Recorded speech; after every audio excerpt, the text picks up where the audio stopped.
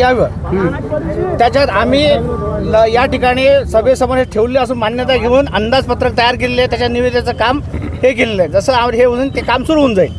दुसरी मागणी होती कादराबाद आस्थानाचे बांधकाम सुरू करण्यात यावे. यामध्ये कोर्टाचा निर्णय आहे. त्या कोर्टाचा निर्णय जो होईल त्याप्रमाणे आम्ही ते बंद करायला, त्याप्रमाणे आम्ही ते कारवाई करू आणि ते बांधकामाचा निर्णय मार्गी लावू.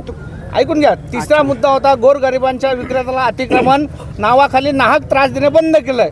पण गोरगरिबांना अतिक्रमणाच्या नावाखाली नाहक त्रास जर होत असेल तर स्वच्छता निर्णयांना आदेश दिलेला आहे, कुठल्याही गरिबाला त्रास देऊ नका.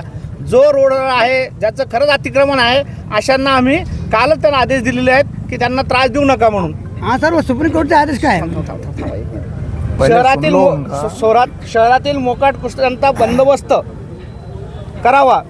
तर शहरातील मोकाट कुस्त्यांसाठी निविदा प्रक्रिया पूर्ण झालेली आहे. 1-2 दिवसामध्ये त्याचे वर्क ऑर्डर निघतील आणि त्या मोकाट कुस्त्यांचा सुद्धा या ठिकाणी निजबंदीकरण होईल आणि त्याचा बंदोबस्त लवकरच आपल्याला करता येईल. आणि 5वा शेवटचा मुद्दा होता अतिक्रमण पथकातील भेदाभेद करणारे अधिकारी कर्मचारी यांची तात्काळ हकालपट्टी करण्यात यावी.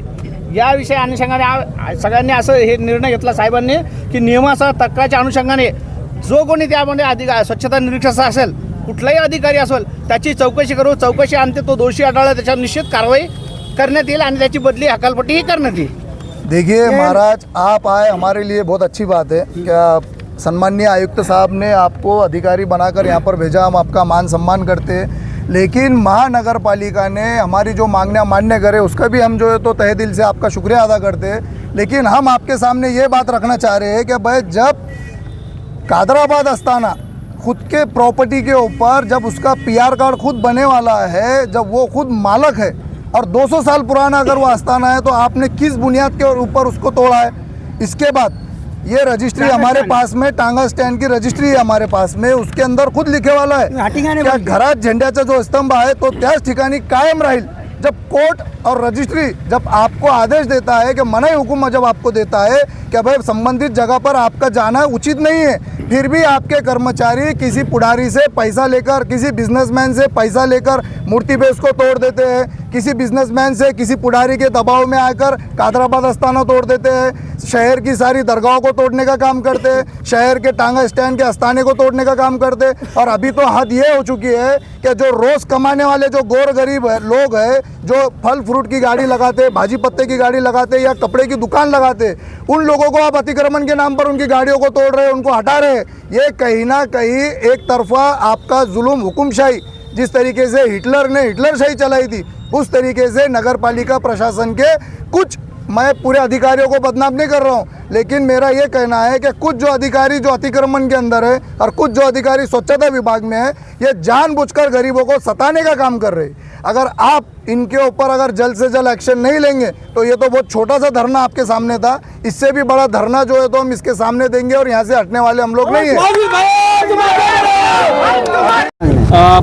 काय आंदोलन केलं आणि कोणी तुम्हाला आश्वासन दिलं होतं की मी आमदार फंडातून तुम्हाला मूर्ती बांधून देतो? काय आंदोलन केलं? आज जालना MIM पक्षातर्फे आपल्या शहरातील ऐतिहासिक मूर्तिवेसला जालना नगरपालिकेतर्फे तोडण्यात आलं. त्याच्यानंतर कादराबाद असताना, टांगा स्टँड असताना आणि सध्या अतिक्रमणची मोहीम चालू आहे. या अतिक्रमणच्या मोहीममध्ये श्रीमंताचं अतिक्रमण झाकून ठेवण्याचं काम आणि गरिबाचा जे गोरगरीब पोटभरू कष्टकरी लोक आहेत त्यांचं अतिक्रमण काढण्याचं काम सध्या जालना शहर महानगरपालिकेतर्फे चालू होतं. याचा निषेध म्हणून आज जालना MIM पार्टीतर्फे आम्ही एक धरणे आंदोलन इथं ठेवलेलं होतं. सर्वात आधी मूर्तिबेसचं प्रकरण.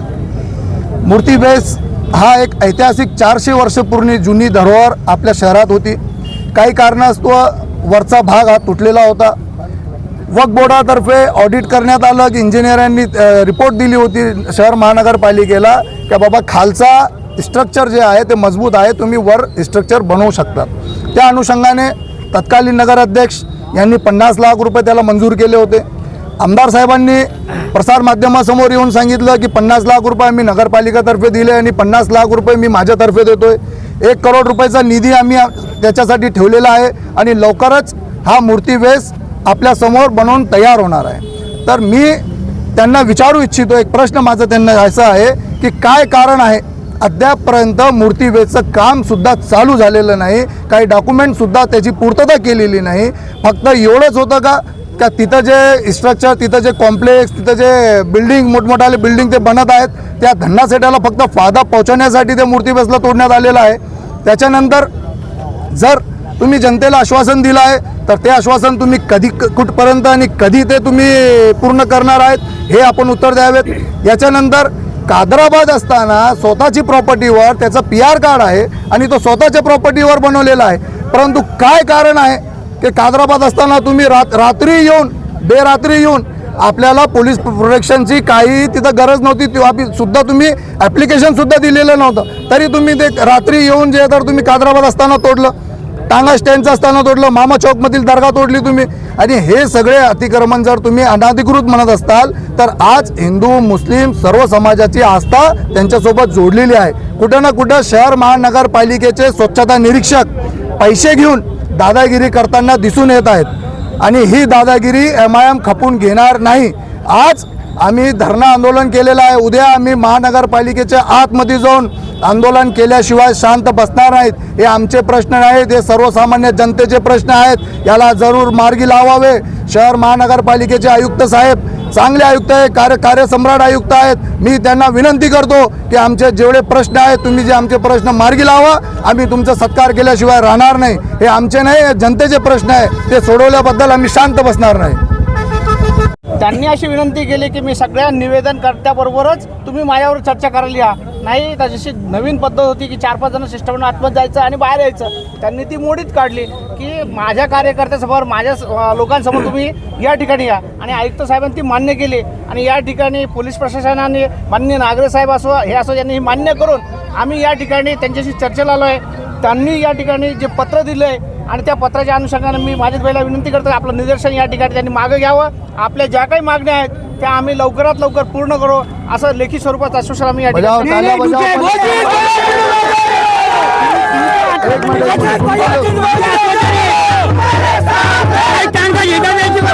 तुम्हाला वाटतंय का भेदभाव होतोय का? अतिक्रमणची मोहीम राबवताना 100% भेदभाव होत आहे. पुढारी त्यांना फोन करतात आणि सांगतात की बाबा सराफा मार्केटमध्ये जा, जे फल फ्रूटचे गाड्या लागलेल्या आहेत त्यांना तिथून उठवा. सराफा मार्केटमध्ये जा, जे कपड्याचे हातगाडीवर ते धंदा पाणी करत आहेत त्यांना तुम्ही जाऊन उठवा. का बरं? तुम्हाला फक्त गोरगरीब लोकच दिसतात का? तुम्हाला श्रीमंताचं अतिक्रमण दिसून येत नाही का? तुम्ही जा ना, प्रीतीसुधानगरमध्ये जा, तुम्ही भाग्यनगरमध्ये जा, तुम्हाला का तिथं अतिक्रमण दिसणार नाही का? सगळीकडं मोठमोठ्या लोकांनी अतिक्रमण केलेलं आहे. ते अतिक्रमण तुम्ही आधी पाळा, नंतर तुम्ही गरिबांकडे या. 50 लाख कोणी खाली, 50 लाख खाली, 50 लाख. आता याचं उत्तर शहर नगरपालिकेने द्यायला पाहिजे. आम्ही तर प्रसार माध्यमातून आणि प्रिंट माध्यमातून आम्ही बघितलं का बाबा 50 लाख रुपये अमुकनी दिले, 50 लाख रुपये ठमुकनी दिले, आता 1 कोटी रुपये गेले कुठे? याचं उत्तर शहर नगरपालिका यांनी दिलं पाहिजे. हा ना आपलं.